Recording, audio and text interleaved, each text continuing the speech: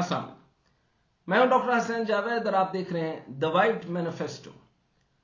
آج کے ویلاگ میں ہم ایران کے اسرائیل پر حملے اور حملے کے پس منظر پر بات کرنے کے ساتھ آپ کو یہ بتائیں گے کہ ایران نے اسرائیل پر کن ہتھیاروں سے حملہ کیا، ایران کی فوجی طاقت کیا ہے اور اس کے پاس کون سا اسلحہ ہے۔ اس کے علاوہ آپ کو یہ بھی بتائیں گے کہ اسرائیل کا ڈوم ڈیفنس سسٹم کیا ہے، جس کے ذریعے اس نے ایران کی جانب سے کیے گئے اتنے بڑے حملے کو کسی حد تک ناکام کیا۔ آج کی اس اہم ویلاگ میں آپ کو یہ بھی بتائیں گے کہ اصل میں ایران اور اسرائیل کی دشمنی کی شروعات کب اور کیسے ہوئی۔ یہ نہایت ہی اہم معاملہ ہے جس کا بہت لوگوں کو سرے سے خبر ہی نہیں ہے کہ اصل معاملہ ہے کیا۔ ایران نے گزشتہ شب اسرائیل پر سینکڑوں کی تعداد میں میزائل اور ڈرون داغے، جس کے بعد سے دونوں ممالک کے درمیان صورتحال کشیدہ ہو گئی اور جنگ کے مزید پھیلنے کا خدشہ بھی ظاہر کیا جا رہا ہے۔ تاہم یہ حملہ اچانک نہیں تھا، بلکہ ایران اس سے متعلق وارننگ اور بیانات بھی دے چکا تھا۔ ایران اور اسرائیل کے درمیان کشیدگی کا آغاز 1 اپریل کو ہوا تھا۔ 1 اپریل کو اسرائیل کی جانب سے شام میں ایرانی قونصل خانے پر میزائل حملے میں ایرانی پاسداران انقلاب کے لیڈر سمیت 12 افراد شہید ہو گئے تھے۔ اس حملے کے بعد ایرانی فوجی سربراہ جنرل حمد حسین نے شام میں ایرانی قونصل خانے پر اسرائیلی حملے کا بھرپور جواب دینے کا اعلان کیا تھا۔ ایران نے اسرائیل کے خلاف جوابی کارروائی سے قبل امریکہ کو تمام تر معاملے سے دور رہنے کا انتباہ جاری کر دیا تھا۔ اس لیے دمشق میں ایرانی قونصلیٹ پر حملے کے بعد سے ایران بدلے کی آگ میں تپ رہا تھا اور اس کی تیاری کر رہا تھا، جس کی بھنک تمام یورپی ممالک کو بھی تھی۔ یہی وجہ ہے کہ امریکی صدر جو بائیڈن نے جمعے کو کہا تھا کہ انہیں توقع ہے کہ ایران بہت جلد اسرائیل پر حملہ کرے گا۔ ساتھ ہی انہوں نے ایران کو خبردار کیا کہ وہ اس حملے سے باز رہیں۔ اس کے ساتھ ہی جو بائیڈن نے اس عزم کا بھی اظہار کیا تھا کہ ہم اسرائیل کے دفاع کے لیے وقف ہیں۔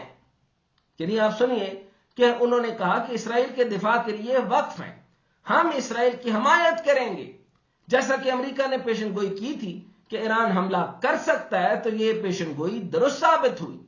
اس کے بعد ہی ممکنہ حملے کی پیش نظر اسرائیل نے مختلف ممالک میں اپنے 28 سفارت خانے بھی بند کر دیے تھے، لیکن یہ تمام کوششیں ناکام ہوئیں، کیونکہ کل رات دمشق میں ایرانی قونصل خانے پر اسرائیلی حملے کے جواب میں ایران نے اسرائیل پر تقریباً 300 ڈرون اور کروز میزائل فائر کر دیے۔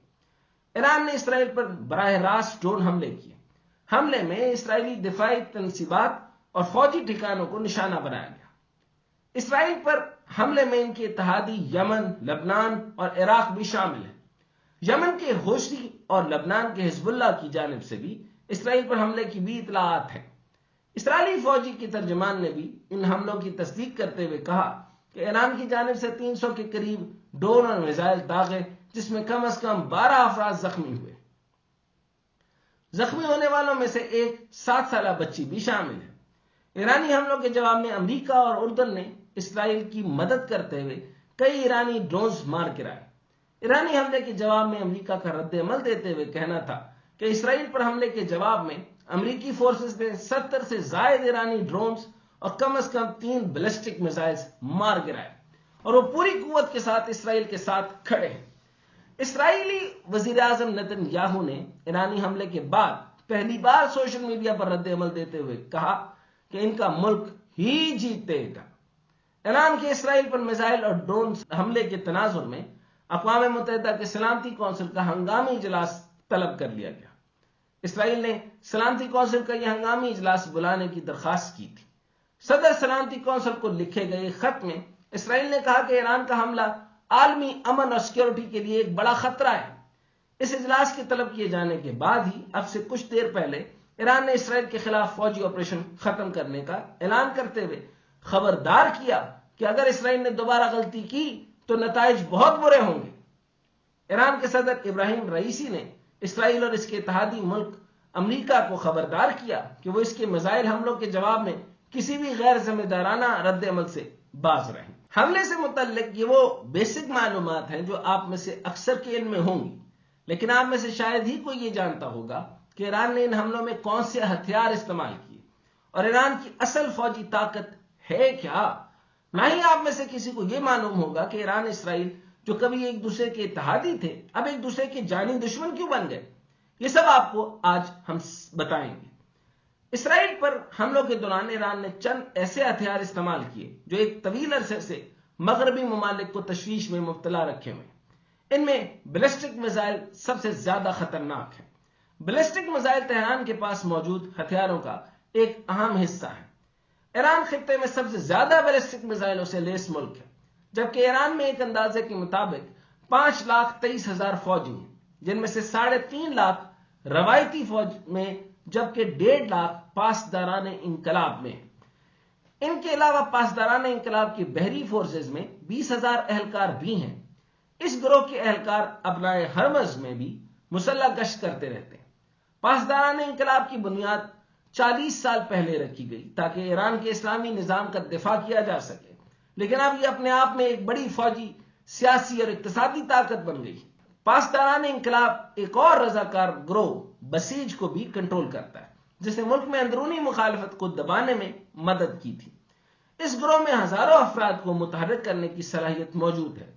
قدس فورسز، جس کی قیادت جنرل سلیمانی کرتے تھے، پاسداران انقلاب کے لیے ملک سے باہر کارروائیاں کرتی تھی اور اس کی رپورٹ براہ راست رہبر اعلیٰ آیت اللہ خامنائی کو دی جاتی ہے۔ اس میں اندازاً 5,000 اہلکار ہیں۔ اس کا ایک یونٹ شام میں تعینات ہے، جہاں وہ شامی صدر بشار الاسد کے حامی فورسز اور شیعہ ملیشیا کی مشاورت کرتا ہے۔ اب بات کرتے ہیں ایران کے میزائل اور ان کی صلاحیت کے بارے میں۔ ایران کے بڑے مخالف یعنی اسرائیل کے مقابلے میں اس کی فضائی قوت نسبتاً کمزور ہے، مگر ایران کے میزائل کی صلاحیت اس کی فوجی طاقت کا مرکزی جزو ہے۔ امریکی محکمہ دفاع کی ایک رپورٹ کے مطابق ایران کی میزائل کی قوت مشرق وسطی میں سب سے بڑی ہے اور یہ بنیادی طور پر مختصر اور درمیانے فاصلے تک مار کرنے والے میزائلوں پر مبنی ہے۔ رپورٹ میں یہ بھی کہا گیا کہ ایران خلائی ٹیکنالوجی کی آزمائش کر رہا ہے تاکہ یہ طویل فاصلے تک مار کرنے والے بین البر اعظمی میزائل تیار کر سکے۔ واشنگٹن میں قائم ایک غیر سرکاری تنظیم آرمز کنٹرول ایسوسی ایشن کا کہنا ہے کہ ایران کا میزائل پروگرام زیادہ تر شمالی کوریا اور روسی ڈیزائن پر مبنی ہے اور اسے چین سے مدد ملی ہے۔ امریکی دفتر برائے نیشنل انٹیلیجنس کے مطابق ایران خطے میں سب سے زیادہ بیلسٹک میزائلوں سے لیس ملک ہے۔ ایران کے نیم سرکاری خبر رساں ادارے اسنا نے رواں ہفتے ایک گرافک تصویر شائع کی جس میں ایران کے 9 میزائل دکھائے گئے تھے، جن کے بارے میں کہا گیا تھا کہ وہ اسرائیل تک پہنچ سکتے ہیں۔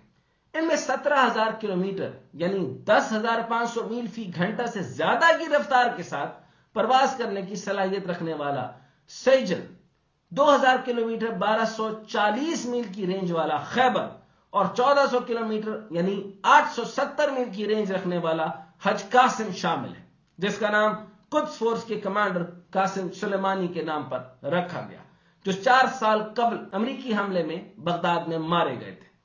جدید ترین اینٹی شپ میزائل خالد فرز یعنی 300 کلومیٹر 186 میل رینج کے ساتھ 1,000 کلو گرام یعنی 1.1 ٹن وار ہیڈ لے جانے کی صلاحیت رکھتا ہے۔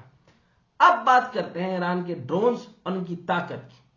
ایران جو کہ ڈرون تیار کرنے والا بڑا ملک ہے، اس نے اگست میں کہا تھا کہ اس نے مہاجر 10 کے نام سے ایک جدید ملکی ساختہ ڈرون تیار کیا، یعنی خود سیلف میڈ ایرانین ڈرون تیار کیا ہے، جس کی آپریشنل رینج 2,000 کلومیٹر یعنی 1,240 میل ہے اور یہ 300 کلو گرام 660 پاؤنڈ تک وار ہیڈ یعنی 24 گھنٹے تک پرواز کرنے کی صلاحیت رکھتا ہے۔ ایران کا کہنا ہے کہ اس کے بیلسٹک میزائل امریکہ، اسرائیل اور دیگر ممکنہ علاقائی اہداف کے خلاف ایک اہم مزاحمتی یعنی دی بگیسٹ شیلڈ کے طور پر استعمال ہوتی ہے، یعنی جوابی طاقت ہے۔ ایران کی سرکاری خبر رساں ایجنسی آرنا کے مطابق گزشتہ برس جون میں ایران نے اپنا پہلا ہائپر سونک بیلسٹک میزائل پیش کیا تھا۔ ہائپر سونک میزائل آواز کی رفتار سے کم از کم 5 گنا زیادہ تیزی سے پیچیدہ راستوں پر پرواز کر سکتے ہیں، جس کی وجہ سے انہیں روکنا مشکل ہو جاتا ہے۔ اب بات کرتے ہیں اسرائیل نے ایران کی ایک رات کا حملہ روکنے کے لیے کتنے پیسے خرچ کیے۔ اسرائیلی ذرائع نے کہا کہ گزشتہ رات ایرانی ڈرون کو گرانے پر اسرائیلی حکومت نے $1 ارب خرچ کیے، 1 ارب ڈالر۔ اب آپ کو یہ بتاتے ہیں کہ ایران اور اسرائیل کی اصل دشمنی کب شروع ہوئی۔ یہ بہت غور طلب بات ہے اور غور سے آپ کو سننا ہے کیا، تاکہ آپ کو اصل کہانی پتہ چلے کہ یہ معاملہ کب شروع ہوتا ہے۔ اسرائیل اور ایران جو کبھی اتحادی تھے، اب ایک دوسرے کے خلاف سفارہ دشمن ہیں۔ سن 1948 میں اپنے قیام کے ساتھ ہی اسرائیل کے ایران کے ساتھ تعلقات استوار ہوئے۔ ایران ترکیہ کے بعد دوسرا اسلامی ملک تھا جس نے یہودی ریاست کو تسلیم کیا۔ اس وقت ایران پر محمد رضا پہلوی کی بادشاہت تھی اور ایران مشرقی وسطی میں سب سے بڑی یہودی کمیونٹی کا گھر تھا۔ اپنے قیام کے وقت اسرائیل اپنی ضرورت کا 40% تیل ایران سے درآمد کرتا تھا اور اس کے بدلے اسلحہ، ٹیکنالوجی، زرعی مصنوعات فروخت کرتا تھا۔ اسرائیل کی خفیہ ایجنسی موساد نے شاہ ایران کی خفیہ پولیس سواق کو تربیت دی تھی۔ سن 1989 میں ایرانی انقلاب میں شاہ ایران کا تختہ الٹ دیا گیا تو ڈرامائی طور پہ دونوں ملکوں کے تعلق ختم ہو گئے۔ اسرائیل نے انقلاب کے بعد ایران کی اسلامی جمہوری ریاست کو تسلیم نہیں کیا، اس لیے ایران کے روحانی پیشوا آیت اللہ نے اسرائیل کو بیت المقدس پر قابض غیر قانونی ریاست قرار دیتے ہیں۔ تاہم دونوں ملکوں کے درمیان غیر رسمی تجارتی رابطے پائے جاتے ہیں۔ سن 1980 میں فلسطین میں اسرائیل کے خلاف پہلی مسلح تنظیم اسلامک جہاد کا قیام عمل میں لایا گیا، تو اس کے پیچھے بھی ایران تھا۔ ایران اور عراق کے درمیان سن 1980 سے 1988 تک جاری رہنے والی جنگ کے دوران اسرائیل نے صدام حکومت کے خلاف تہران کو 1500 میزائل فراہم کیے۔ ایران اور اسرائیل میں سن 2005 میں اس وقت کشیدگی بڑھ گئی جب صدارتی انتخاب میں تہران میں احمد نژاد کی حکومت قائم ہوئی۔ احمد نژاد نے متعدد مواقع پر اسرائیل کے خاتمے کے بیانات دیے، جبکہ ہولوکاسٹ کو ایک مکمل واہمہ یعنی ایک ایلوژن، ایک ڈس ایلوژن یعنی ٹوٹل ایلوژن قرار دیا کہ ایک وہم ہے، یعنی اور اس کے علاوہ کچھ نہیں، ایک گھڑی ہوئی کہانی قرار دیا۔ اسی برس ایران نے اصفہان کے ایٹمی پلانٹ میں یورینیم کی افزودگی شروع کی۔ جب سن 2015 میں عالمی طاقتوں نے ایران کے ساتھ مذاکرات میں ایٹمی ہتھیاروں کے حوالے سے معاہدہ کیا تو اسرائیلی وزیر اعظم نیتن یاہو نے اس کو تاریخی غلطی قرار دیا تھا۔ سن 2018 میں جب اس وقت کے امریکی صدر نے ایران کے ساتھ معاہدے سے نکلنے کا اعلان کیا تو اسرائیلی وزیر اعظم نے سب سے پہلے اس کو خوش آئند کہا۔ امریکہ کے معاہدے سے نکلنے کے بعد ایران نے ایٹمی پلانٹ میں یورینیم کی افزودگی دوبارہ شروع کرنے کا اعلان کیا۔ باضابطہ طور پر شام کے ساتھ حالت جنگ میں رہنے والے اسرائیل نے دمشق میں جاری خانہ جنگی سے خود کو دور رکھا جو سن 2011 میں شروع ہوئی، لیکن سن 2013 کے بعد سے اسرائیل شام کے خلاف برسر پیکار ہے۔ جب شامی صدر بشار الاسد کی حمایت میں ایران اور حزب اللہ کھل کر سامنے آئے، اس دوران اسرائیل شام میں حزب اللہ پر سینکڑوں حملے کر چکا تھا۔ اب یہ ہے آپ کے سامنے تاریخ، اور یہ اب آپ کا جو ہے وہ پریزنٹ ہے، اور مستقبل میں کیا ہونے والا ہے، ایک الگ قسم کی جنگ، یعنی ایک ممکن ہے کہ یہ جنگ تبدیل ہو کر 3rd ورلڈ وار بن جائے، یا اگر اس کے اندر اور بھی ملک شامل ہو جاتے ہیں، جس طریقے سے رشیا یوکرین کے ساتھ ہے، برسر پیکار ہے، اسی طریقے سے اسرائیل جو ہے وہ غزہ کے اندر جینوسائیڈ کا مرتکب ہو رہا ہے، اور ادھر ایران کے ساتھ بھی چھیڑخانی چل رہی ہے، اور پراکسی وارز کا سلسلہ بھی چلتا جا رہا ہے۔ دیکھنا یہ ہے کہ اس خطے میں 3rd ورلڈ وار کیسے اور کب تک شروع ہوگی۔